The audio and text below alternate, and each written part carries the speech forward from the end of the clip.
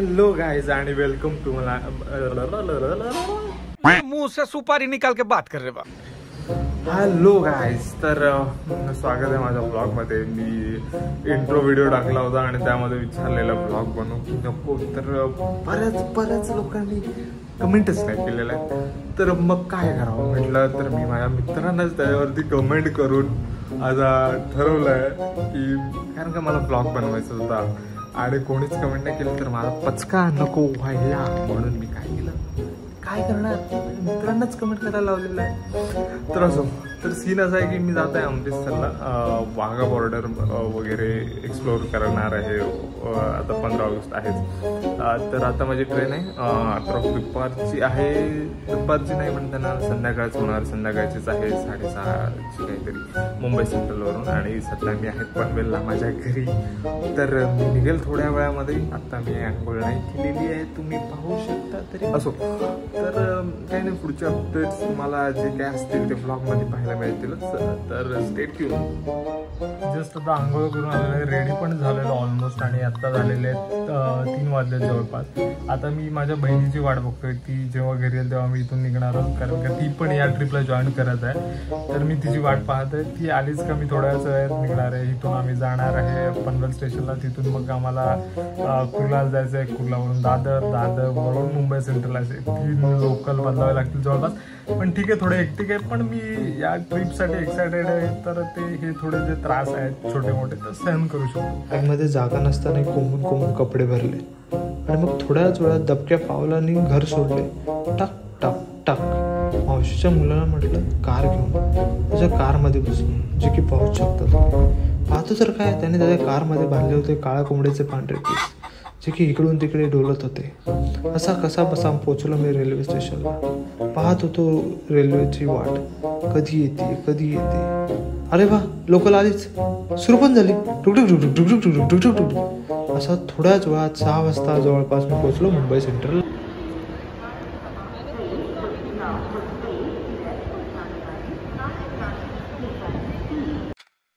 ट्रेनची वाट पाहत राहतो, तोपर्यंत तुम्ही ह्या टाइमलाच एन्जॉय करा।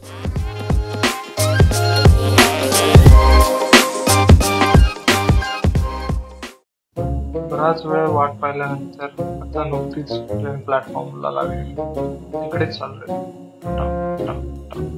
तर ही आहे गोल्डन टेम्पल मेल, जी की जाणार आहे अमृतसरला। तर हिने आपण प्रवास करणार आहोत। चला आपलं कोच शोधूया। माझं कोच आहे B1, तर हे आहे कोच B1। मी माझ्या सीटवर बॅग ठेवली आणि सध्या कोच मध्ये कोणीच नाही, पाहू शकता तुम्ही। तोपर्यंत मी थोडे सिनेमॅटिक शॉट घेतो, ते तुम्ही पाहू।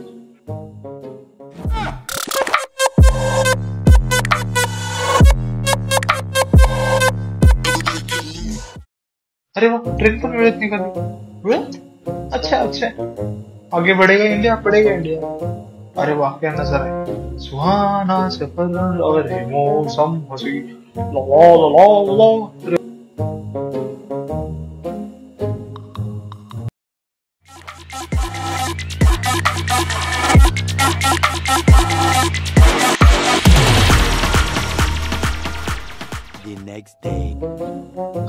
गुड मॉर्निंग गाइस, 9:45 झालेले जवळपास, आत्ताच जाग आलेली। थोडा ब्रश करून घेतो, कारण का मला नाश्ता करायचा।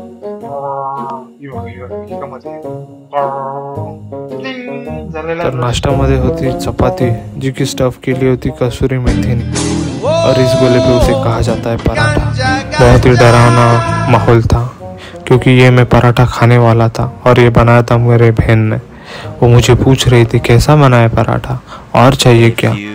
पराठा खा के सब सदमे में चले गए। कोई देखने लगा मैं कड़ी पत्ता तेरे आंगन की सीरियल, कोई गैस रिलीज करने में व्यस्त था, तो कोई अपना मोबाइल स्क्रॉल कर रहा था।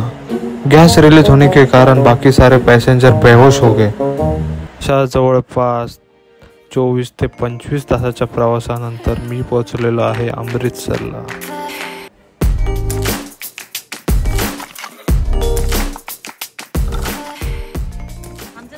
स्टेशनवर उतरताच यांना फोटो काढायचे होते आणि ही मला फोटो कसे काढायचे याचे टिप्स देते। बाहेर येताच पाहिले तर स्टेशन पूर्ण चकाकत होते। पूर्ण लाइटिंगने सजवले होते. 15 ऑगस्टची तयारी येथे जोरदार सुरू होती. हॉटेलला जाण्याकरता आम्ही ई रिक्षा पकडली. जास्त स्पीडने चालत होती. त्याने वाटलं की पाकिस्तानलाच पोहोचून जाऊ. हॉटेलमध्ये चेक इन केले. त्यात ही मला प्रातःकाल विधीचे इशारे करत होती. मग मी पण गेले. पहाटे सकाळी 6:30ला उठून मग निघालो गोल्डन टेम्पलच्या दिशेने. मनात एक वेगळाच आनंद होता. बहुती लोक शांतपणे चाललेले, कोणी प्रार्थना म्हणत आहे तर कोणी ध्यान मग्न होतं.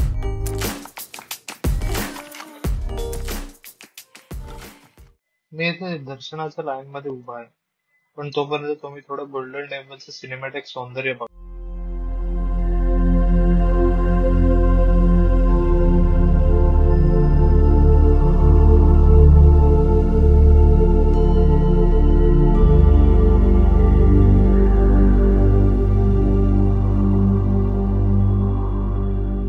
तर हे ठिकाण आहे जालियनवाला.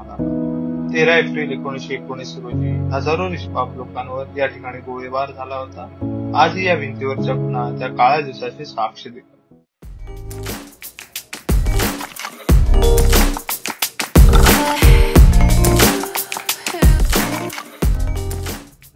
गोल्डन टेम्पलमध्ये टेस्टी लंगर खाल्ल्यानंतर थोडी हॉटेलमध्ये जाऊन वामकोक्षी घेतली आणि आत्ता मी कारमध्ये आहे आणि मी जात आहे अटारी वाघा बॉर्डरच्या दिशेने.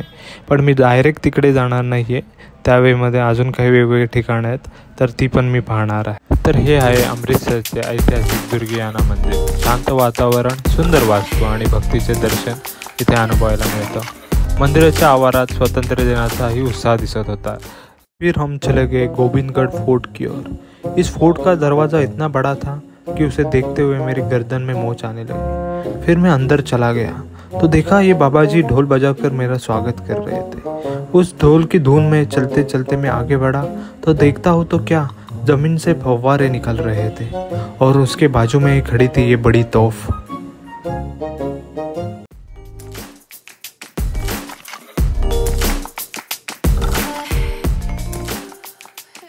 वेळ फोर्ट मध्ये इकडून तिकडे फिरता फिरता एका रूम मध्ये गेलो. पाहतो तर काय तिथे सुरू होते पारंपरिक घराणे. मग ते पाहत बसलो. भंगरा देखने के बाद हम चले गए आर्ट गैलरी में, जहाँ अलग अलग टाइप की पगड़ियाँ पहने हुए लोग खड़े थे. तो चलो वो देखते हैं. अरे ये तो मोहतरमा है, ऐसे क्यों बैठी है?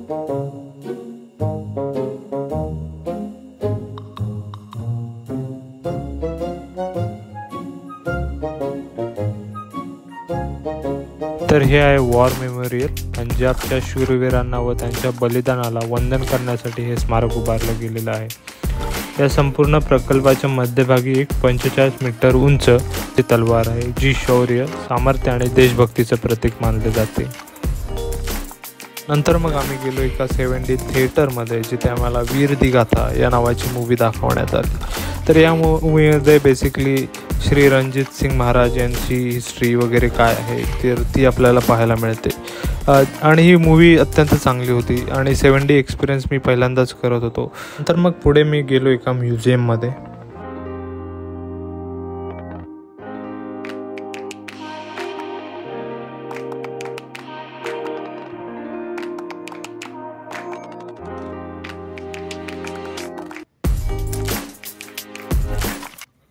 बहुत सारे म्यूजिक घूमने के बाद मैं चला गया 1971 वॉर पीस सेटअप में, जहाँ पर हमें दिखे सैम मानेकशॉ. आगे चलते ही मुझे दिखा एक बड़ा टैंक जिस पर फौजी खड़े थे. उसके बाद 2 फौजी जो पैराशूट से उतर रहे थे, एक फौजी जो हेलीकॉप्टर में बैठे थे. फिर वहां से चला गया मैं INS विक्रांत देखने के लिए वो अंदर से कैसे दिखते.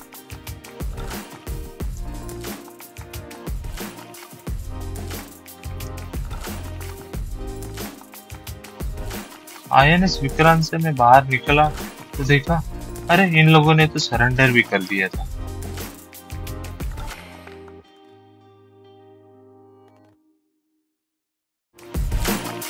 इस म्यूजियम में घुसते मैंने चारों तरफ देखा गन का भंडार. जैसे कोई तोतला सेठ की आर्ट गैलरी में आ गया हो ऐसा लग रहा था. चारों ओर गन्स ही गन्स. तिथून मग आम्ही निघालो वाघा बॉर्डरच्या. थोडी पेटपूजा केली कारण का भयंकर भूक लागली.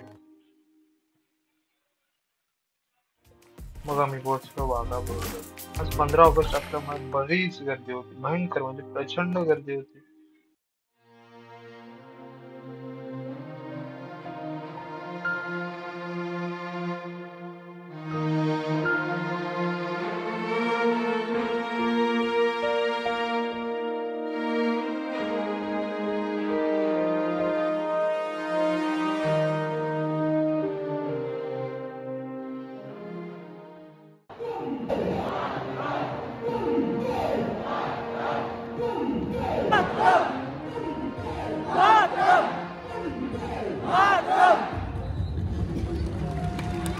गेलं तरी मराठी वाचलंच पाहिजे. ती मुवमेंट मी प्रत्यक्षात अनुभवली.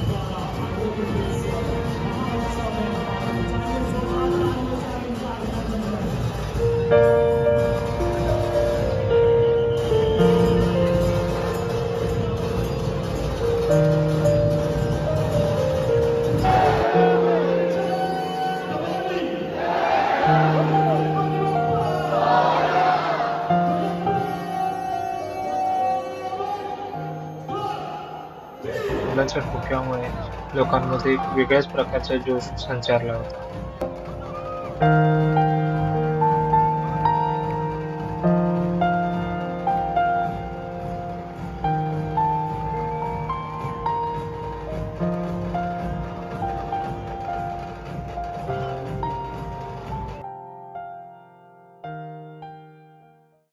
थोड्याच वेळानंतर आपल्या शूर सैनिकांनी बाईकवरून स्टंट परफॉर्म केले.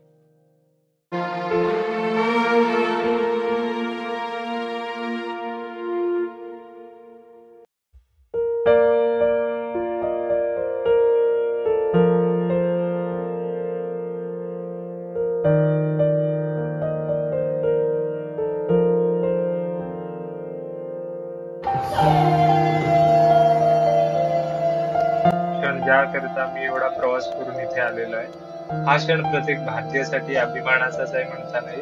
अटारी वाघा बॉर्डरवर ही परेड एक फक्त समारंभच नाहीये, तर देशाच्या शौर्याचा, शिस्तीचा आणि एकतेचा जिवंत प्रतीक. प्रत्येक पाऊल, प्रत्येक सलामी जगाला सांगतो की भारत आजही अटाळ आहे, अजिंक्य आहे.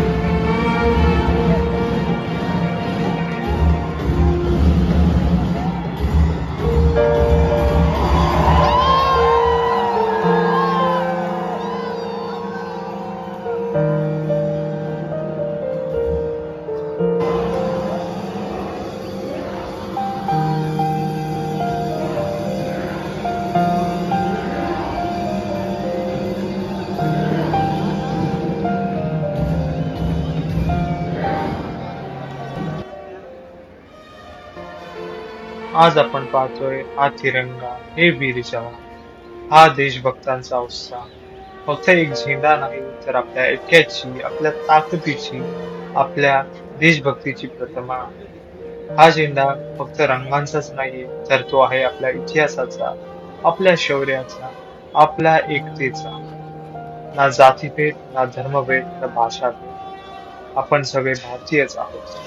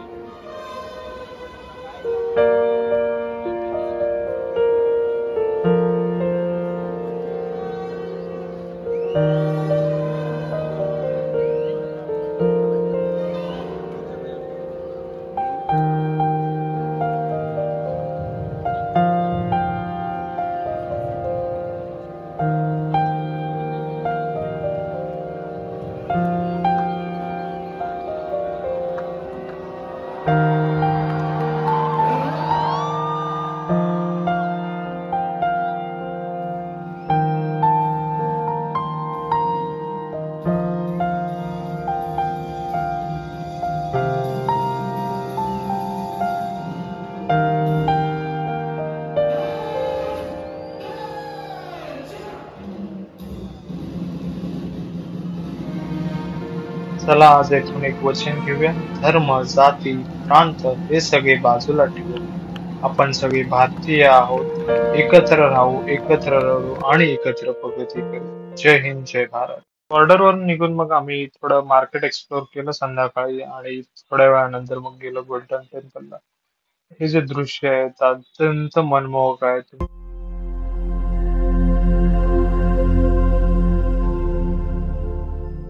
The next day. बॉर्डरवरचा व्ह्यू, गोल्डन टेम्पलची शांतता, सर्व आठवणी मनात घुमत आहे. हा प्रवास मला शिकवतोय की अनुभव फक्त पाहण्यापुरता नाही, तर त्याचा अर्थ मनात आत्मसात करून त्यातून शिकणं आणि आनंद घेणे हा आहे. ट्रिपच्या आठवणींमध्ये मग्न होतो तर पाहतो तर काय माझ्यासमोर होतं एक लबुबू. ते पाहून मी घाबरलो आणि अफर बर्थवर जाऊन बसलो. मी पाहिलं हे लोक काहीतरी काळं पेय पित होते. चला ते कॉफी बोलतो. मलाही ते प्यायचे. मग मी त्यांच्याकडे ते मागितले. मी ते पिऊ लागलो, पण माझी खाली जायची डेअरिंग होत नव्हती कारण का लबुबू तिथे बसलं. मग मी ते वरतीच पाहिले आणि झोपी गेलो आणि ब्लॉग संपवला. या ट्रिपचे सर्व डिटेल्स कॅप्शन मध्ये अवेलेबल आहेत.